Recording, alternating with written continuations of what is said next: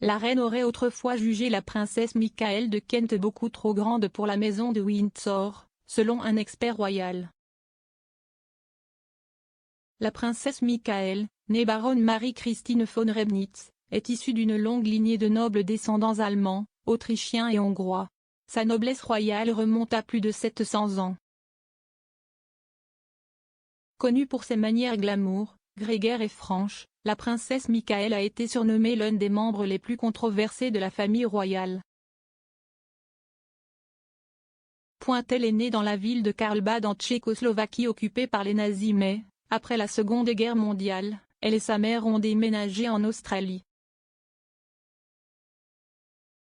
Après avoir passé 15 ans dans la banlieue elle décide de revenir en Europe. Elle a déménagé à Londres en 1964 et a été immédiatement introduite dans sa haute société.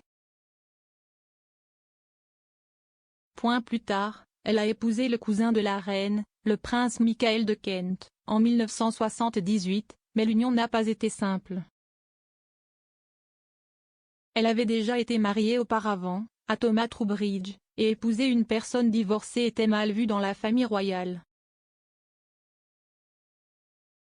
Plus important était le fait qu'elle était catholique romaine. Selon la loi, les membres de la famille n'étaient pas autorisés à épouser une personne catholique romaine.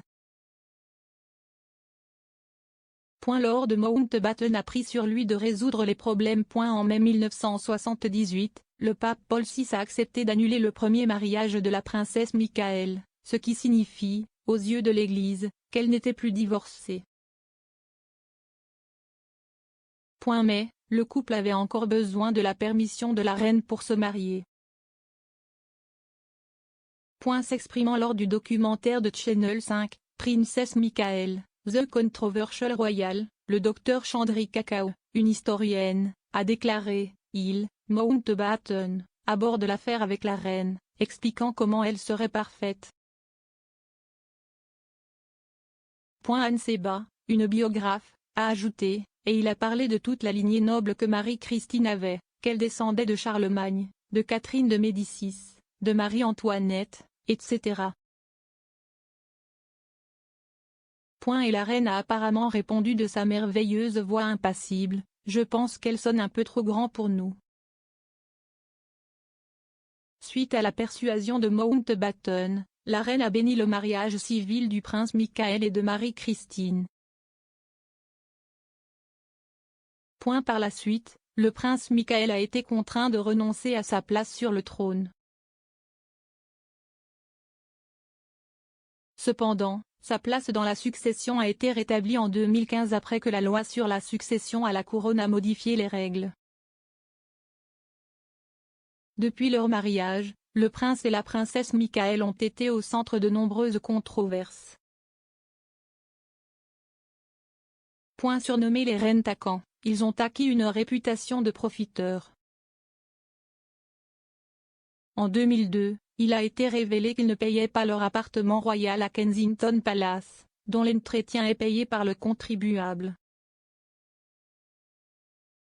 Le couple n'a payé que 69 livres par semaine à titre de frais d'entretien pour l'utilisation de leur luxueux appartement, qui leur a été offert par la reine lors de leur mariage en 1978. Le docteur Kao a déclaré, « Il y a eu une réaction massive dans la presse. Il y avait des lecteurs qui écrivaient en disant qu'il avait eu une vie si pépère et qu'avait-il fait pour mériter cela? Et la réponse était, invariablement, rien. » La reine a été appelée à expulser les Kent, mais Sa Majesté a accepté de payer elle-même la facture auto-commerciale de 60 000 livres pour la première année 2003-04 et ensuite de 120 000 livres par an, tout en permettant au prince et à la princesse Michaël de rester en location. En 2010, après une pression considérable, les Kent ont accepté de payer leur propre loyer pour l'appartement de Kensington Palace.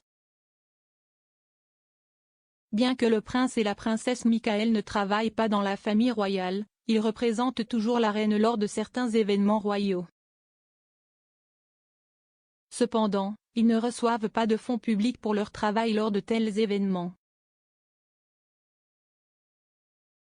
Le prince Michael est le patron d'un grand nombre d'organisations caritatives et d'organisations, tandis que la princesse Michael est activement impliquée dans de nombreuses fiducies pour les animaux et la faune et des organisations caritatives de santé et de bien-être.